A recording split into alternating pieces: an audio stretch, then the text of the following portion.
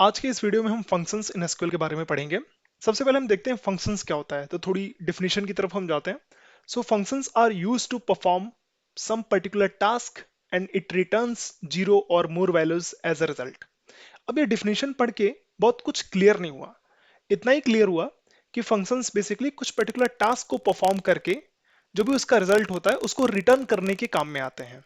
But इसका use क्या है, क्यों यूज करते हैं हम, क्या जरूरत पड़ी, ये सारा कुछ क्लियर नहीं हुआ। इसको समझने के लिए हम सबसे पहले एक एग्जांपल लेते हैं, एक प्रॉब्लम स्टेटमेंट लेते हैं। तो बेसिकली जैसे फॉर एग्जांपल मैं कुछ आइटम को बाई कर रहा हूं एंड देन सेल कर रहा हूं, तो मुझे ये पता करना है कि मुझे कितने परसेंट का प्रॉफिट हुआ। तो ये तो बहुत इजी काम है। आप बोलोगे यार ये कौन सा कठिन काम है, करना क्या है, हमें परसेंटेज प्रॉफिट को कैलकुलेट करना है, दैट्स इट, राइट।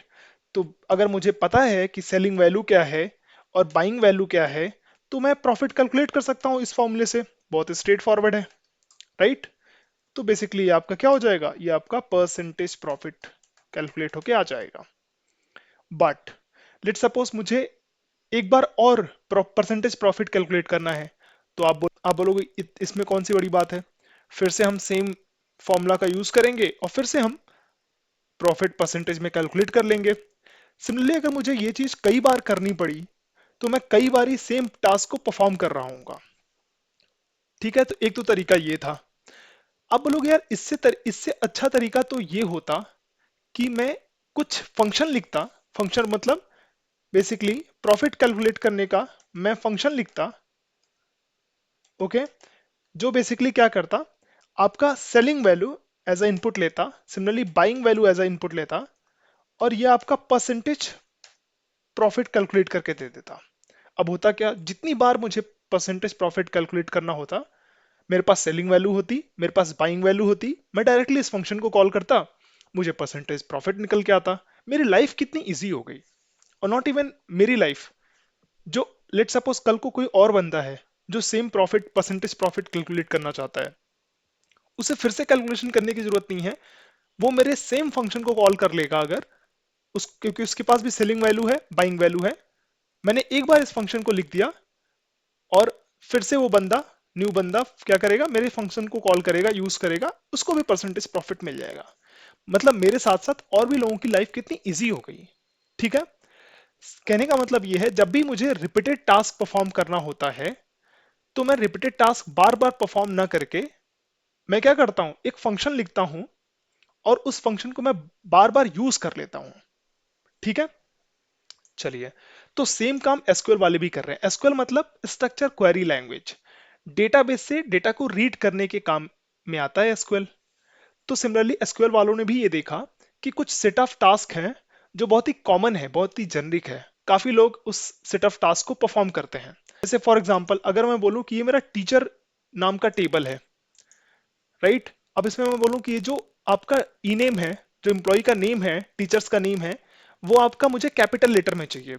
तो आप बोलोगे यार इसमें कौन सी बड़ी बात है, एसक्यूएल के थ्रू हम टीचर्स का सारा नेम प्रिंट करा सकते हैं और उसको मे बी कैपिटल में कन्वर्ट वगैरह कर लें। जो भी लॉजिक है कन्वर्ट करने का, वो अपने अपने पास में वो इंप्लीमेंट कर सकते हैं। ठीक है, बट ये तो बहुत ही जेनरिक स्टेटमेंट है। हो सकता है मेरे अलावा कल को कोई और तीसरा बंदा आया जो सेम चीज करना चाहता है।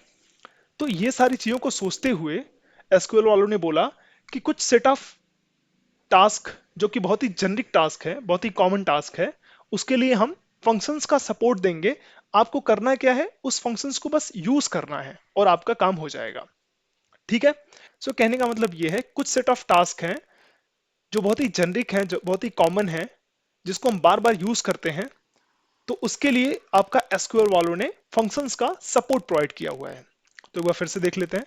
Functions are used to perform some particular task and it returns zero or more values as a result. I think बहुत ही अच्छे से क्लियर हो गया होगा। Functions are useful while writing SQL queries also. Now functions can be applied to work on a single or multiple records of a table. Depending on their application in one or multiple rows, SQL functions are categorized as a single row functions and aggregate functions. ठीक है, तो ये समझ में आ गया functions क्या है और एसक्यूएल के अंदर फंक्शंस की जरूरत क्यों पड़ी।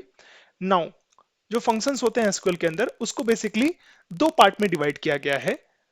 तो कुछ फंक्शंस जो बेसिकली हर एक रो पे एप्लीकेबल होते हैं उनको हम सिंगल रो फंक्शंस बोलते हैं, और कुछ फंक्शंस जो सेट ऑफ रोज के ऊपर एप्लीकेबल होते हैं उसको हम एग्रीगेट फंक्शंस बोलते हैं। हमारे लिए एग्रीगेट फंक्शंस बहुत इंपॉर्टेंट है, सिंगल रो फंक्शंस थोड़ा हम हल्के में ले सकते हैं। ठीक है, सिंगल रो फंक्शंस का मतलब वो फंक्शंस जो हर एक रो के ऊपर एप्लीकेबल हो। जैसे इस टीचर्स टेबल के अंदर मैं अगर बोलूं कि हर एक टीचर की जो नेम है वो बेसिकली मुझे कैपिटल लेटर में चाहिए, तो मे बी ये आपका एक फंक्शन है जो हर एक रो पे एप्लीकेबल है। ठीक है, अब अगर मैं बोलूं कि मुझे मैक्सिमम सैलरी फाइंड आउट करनी है, तो ये आपका ग्रुप ऑफ रोज के ऊपर एप्लीकेबल होगा, और उस ग्रुप ऑफ रोज में से जो भी मैक्सिमम सैलरी होगा वो निकाल के लाएगा। कहने का मतलब ये है, जो फंक्शन की कैटेगरीज है एसक्यूएल के अंदर वो दो टाइप की है। वो फंक्शंस जो हर एक रो पे एप्लीकेबल होते हैं सिंगल रो फंक्शंस, वो फंक्शंस जो ग्रुप ऑफ रोज के ऊपर एप्लीकेबल होते हैं मल्टी रो फंक्शंस या एग्रीगेट फंक्शंस। ठीक है, एक बार डिफरेंस देख लेते हैं, बहुत सिंपल है। सो सिंगल रो फंक्शंस मतलब it operates on a single row at a time, हर एक टाइम पे आपका हर एक सिंगल रो के ऊपर ये फंक्शंस एप्लीकेबल होते हैं। मल्टी रो में ये ग्रुप ऑफ रोज के ऊपर एप्लीकेबल होते हैं। सिंगल रो फंक्शंस में क्या होता है, इट रिटर्न्स वन रिजल्ट पर रो, हर एक रो के हिसाब से एक रिजल्ट ये रिटर्न करता है। मल्टीपल रो फंक्शंस क्या होते हैं, हर एक ग्रुप ऑफ रोज के ऊपर ये लगते हैं और एक रिजल्ट ग्रुप ऑफ रोज के लिए रिटर्न करते हैं। ठीक है, थर्ड डिफरेंस बहुत ही ज्यादा इंपॉर्टेंट है। सो जो सिंगल रो फंक्शंस होते हैं वो हम सेलेक्ट स्टेटमेंट के साथ, वेयर स्टेटमेंट के साथ और ऑर्डर बाय क्लॉज के साथ हर जगह यूज कर सकते हैं। बट जो मल्टीपल रो फंक्शंस होते हैं वो हम केवल और केवल सेलेक्ट क्लॉज के साथ में ही यूज कर सकते हैं। ठीक है, जैसे कुछ एग्जांपल है सिंगल रो फंक्शंस के, जैसे math, string, date functions are example of single row functions. अभी मैं कवर करूंगा तो बहुत अच्छे से क्लियर हो जाएगा। सिमिलरली मल्टीपल रो फंक्शंस में जैसे मैक्सिमम फाइंड आउट करना, मिनिमम फाइंड आउट करना, एवरेज निकालना, सम निकालना, काउंट निकालना, एंड काउंट स्टार, ये सब आपके मल्टीपल रो फंक्शंस के एग्जांपल है। क्यों मल्टीपल रो फंक्शंस के एग्जांपल है, क्योंकि जब भी आप मैक्सिमम निकालोगे, आप मैक्सिमम किसी पर्टिकुलर रो के लिए तो निकालोगे नहीं, जब भी आप मैक्सिमम मैक्सिमम निकालोगे आप सेट ऑफ रोज के ऊपर ही मैक्सिमम निकालोगे, राइट। तो इसलिए ये सारे फंक्शंस आपके मल्टीपल रो फंक्शंस के अंदर में आते हैं। आई थिंक इतना क्लियर हो गया। ठीक है, अब हम चलते हैं सिंगल रो फंक्शंस के ऊपर। अगेन सिंगल रो फंक्शंस का मतलब एसक्यूएल के अंदर वो सेट ऑफ फंक्शंस जो हर एक रो के ऊपर एप्लीकेबल होते हैं उसको हम सिंगल रो फंक्शंस या स्केलर फंक्शंस भी बोलते हैं। तो एक बार देख लेते हैं। So these are also known as scalar functions, and single row functions are applied on a single value and return a single value. ठीक है, ये बहुत ही अच्छे से क्लियर हो गया। अब हुआ क्या कि सिंगल रो फंक्शंस को अगेन उनके बिहेवियर के आधार पे तीन सब कैटेगरीज में डिवाइड किया गया है। एक सब कैटेगरीज जिसको हम मैथ फंक्शंस या न्यूमेरिक फंक्शंस बोलते हैं, second string functions, and third सब कैटेगरी जिसको हम डेट फंक्शंस भी बोलते हैं। न्यूमेरिक फंक्शंस या मैथ फंक्शंस मतलब वो set of single row functions जो numeric value as a input accept करते हैं और numeric value as a output return करते हैं, वो सारे न्यूमेरिक फंक्शंस वाले कैटेगरीज के अंदर में आते हैं। सिमिलरली आपका स्ट्रिंग फंक्शंस क्या होता है, तो वो set of single row functions जो आपका कैरेक्टर एज अ इनपुट लेते हैं और कैरेक्टर या numeric value as a output return करते हैं, वो स्ट्रिंग फंक्शंस के कैटेगरीज में जाते हैं। सिमिलरली आपका डेट एंड टाइम फंक्शंस क्या होता है, तो वो सारे set of single row functions जो डेट या time value as a input लेते हैं और न्यूमेरिक वैल्यू या स्ट्रिंग वैल्यू या डेट या time value as a output return करते हैं, वो आपके डेट एंड टाइम फंक्शंस की कैटेगरीज में आते हैं। अब हम देख लेते हैं मैथ फंक्शंस के कुछ एग्जांपल्स। तो मैथ फंक्शंस में बेसिकली आपको तीन मैथ फंक्शंस पढ़ने हैं एसक्यूएल की तरफ से जो आपको मिले हैं। एक पावर कैलकुलेट करने के लिए, सेकंड किसी नंबर को राउंड ऑफ करने के लिए, और थर्ड किसी भी नंबर का आपको मॉडलर या रिमाइंडर निकालने के लिए। तो सबसे पहले देखते हैं फर्स्ट फंक्शन जिसको हम पावर फंक्शन बोलते हैं। तो जब भी आपको एसक्यूएल के अंदर में पावर कैलकुलेट करना है तो आपको एसक्यूएल वालों ने बोला है कि आप खुद पावर ना कैलकुलेट करो, आप मेरे इस फंक्शन को कॉल करो जिसका नाम क्या है, पावर फंक्शन।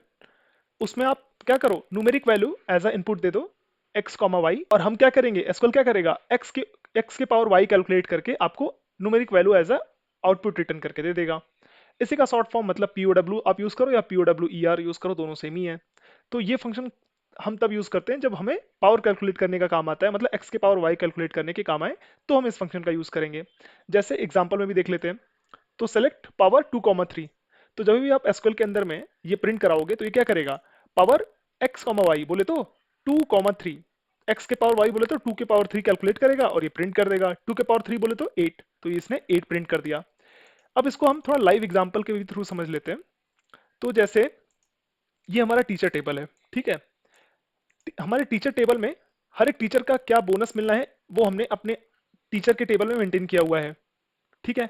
लेट सपोज किसी साल स्कूल को बहुत ज्यादा फायदा हो गया और स्कूल के मैनेजमेंट को ये लगा कि हमें जो फायदा हुआ है वो टीचर की वजह से ही हुआ है। तो एक काम करते हैं कि हर एक टीचर को खुश करने के लिए इस बार हम बोनस क्या करेंगे, स्क्वायर करके देंगे सबको।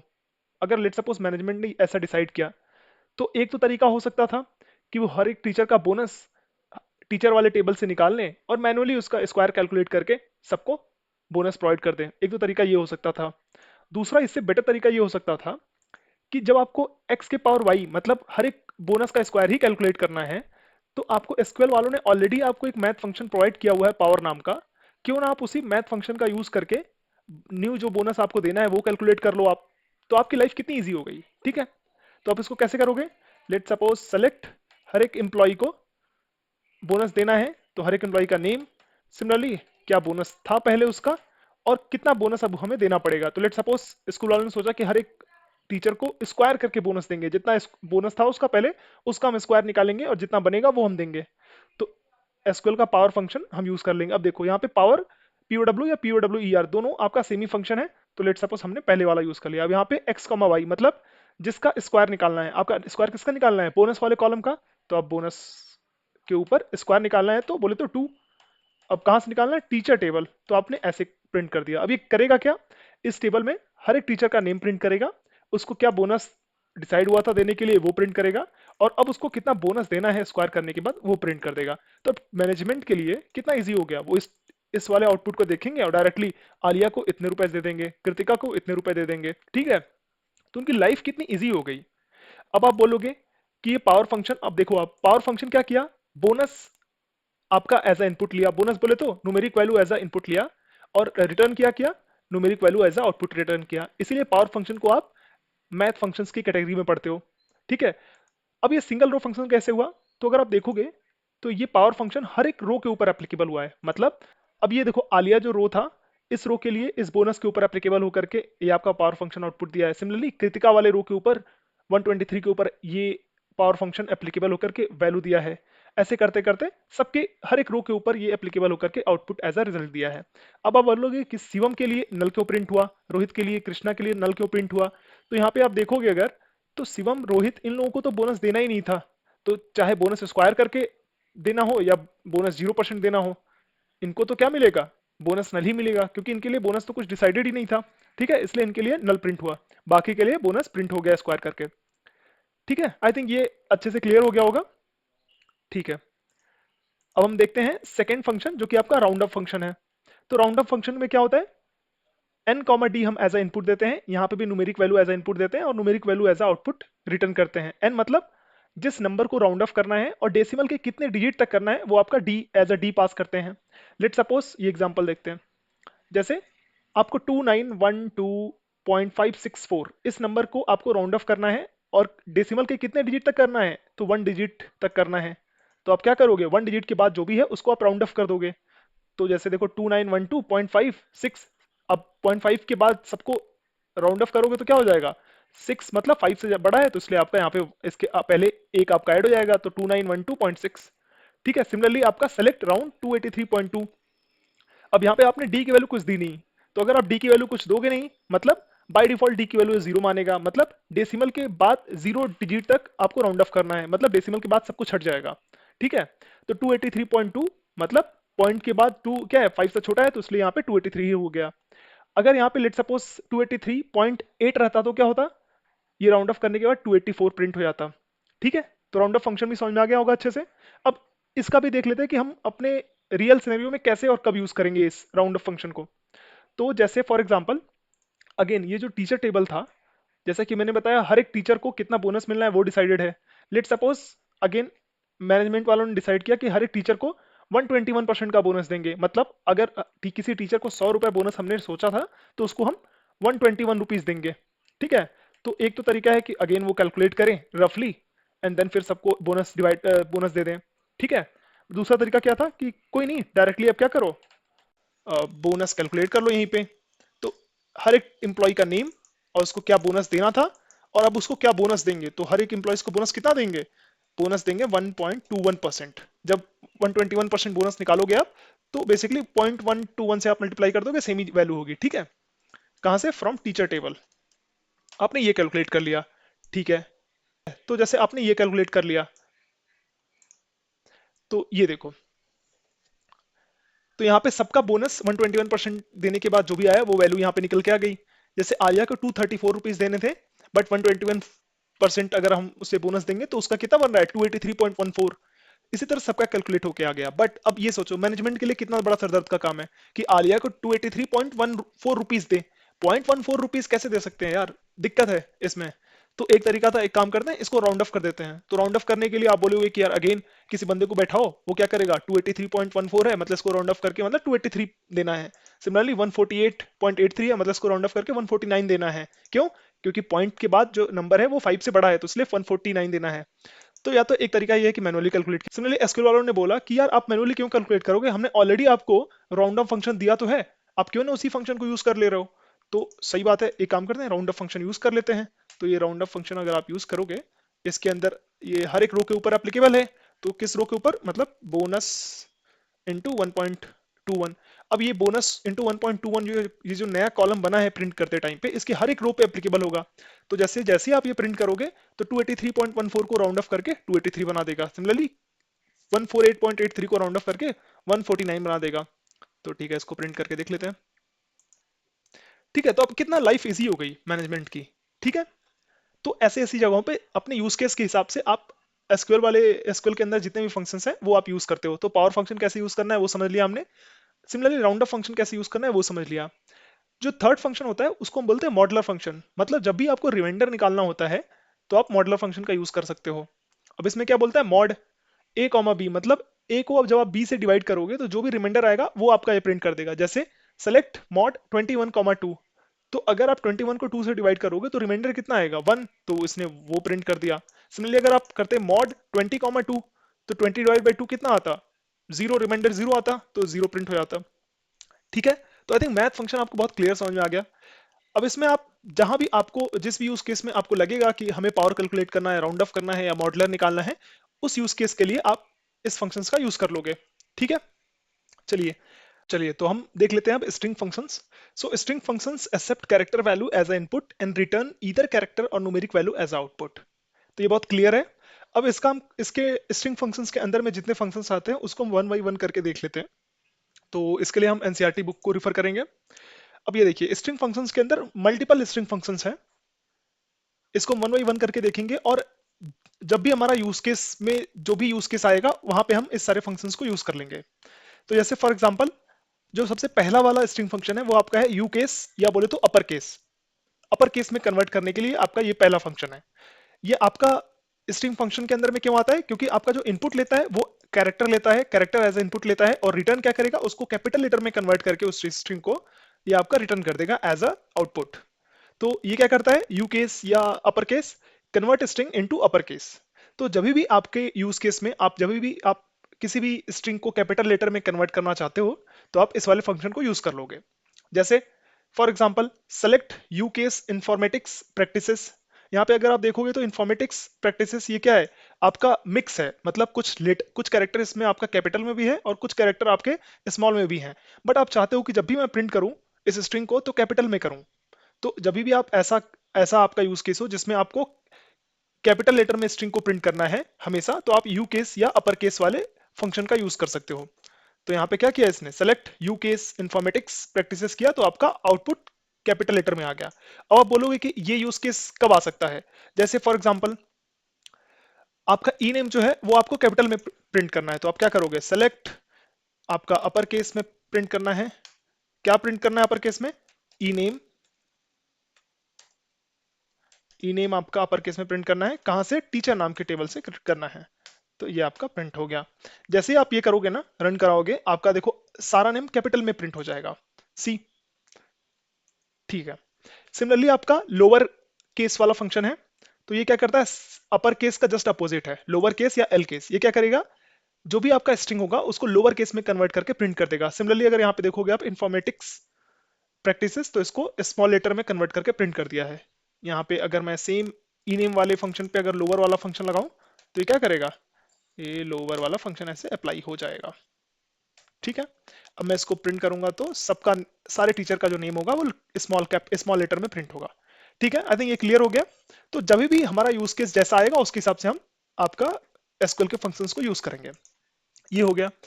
थर्ड आपका है मिड या सबस्ट्रिंग बोलते हैं, या SUBSTR। ये तीनों फंक्शन के नेम अलग हैं बट काम तीनों का एक ही है। और इसमें क्या होता है, ये किसी भी स्ट्रिंग से अगर आपको सबस्ट्रिंग फाइंड आउट करना है, सबस्ट्रिंग मतलब इस पोजीशन से इतने लेंथ का आपको स्ट्रिंग फाइंड आउट करना है, तो आप या तो मिड वाले फंक्शन को यूज कर सकते हो, या सबस्ट्रिंग, या SUBSTR फंक्शन, सबस्ट्रिंग फंक्शन का यूज कर सकते हो आप। तो एक बार डिस्क्रिप्शन देख लेते हैं। ये क्या करता है, return a substring of size n starting from the specified position. तो इस पोजीशन से स्टार्ट होकर के n लेंथ का, n साइज का सबस्ट्रिंग ये क्या करेगा, प्रिंट कर देगा। ठीक है, कभी कभी आप अगर n की वैल्यू नहीं दोगे तो ये क्या करेगा, इस पोजीशन से स्टार्ट करके एंड ऑफ द स्ट्रिंग तक आपका क्या करेगा, सब स्ट्रिंग दे देगा आपको। जैसे फॉर एग्जांपल सेलेक्ट MID, यहाँ पे आप MID लिखो या सब स्ट्रिंग लिखो या SUBSTR लिखो, तीनों बात बराबर है। अब जैसे इन्फॉर्मेटिक्स जो आपका स्ट्रिंग है, इसमें बोल रहा है थर्ड थर्ड पोजीशन से आपको क्या करना है, स्टार्ट करना है, और 4 साइज का आपको सब स्ट्रिंग चाहिए। तो थर्ड पोजीशन से मतलब कि देखो, first position, second position, third position, मतलब एफ से स्टार्ट करेगा ये, और 4 लेंथ का ये क्या करेगा, सब स्ट्रिंग फाइंड आउट कर देगा, मतलब FORM। तो ये फॉर्म यहाँ पे प्रिंट कर देगा। अगर यहाँ पे आप 4 ना लिख करके 5 लिखते हैं तो FORMA इतना आपको प्रिंट कर देता।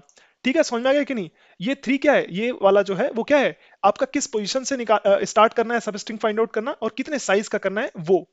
आई थिंक ये क्लियर हो गया होगा। ठीक है, अगर आप n की वैल्यू नहीं देते हो तो वो क्या करेगा, वो इस पोजीशन से तो स्टार्ट करेगा, बट n की वैल्यू आपने नहीं दिया है तो वो स्ट्रिंग के एंड तक चला जाएगा। ठीक है, जैसे फॉर एग्जांपल इन्फॉर्मेटिक्स में ही अगर आप पोजीशन आप देते हो 7, बट आप n साइज नहीं देते हो तो ये क्या करेगा, 7th वाले पोजीशन से स्टार्ट करेगा और एंड ऑफ द स्ट्रिंग तक जाएगा। जैसे 1 2 3 4 5 6 7, तो ए से स्टार्ट करेगा और एंड तक चला जाएगा। तो ये ATICS ये आपका प्रिंट कर दिया सब स्ट्रिंग।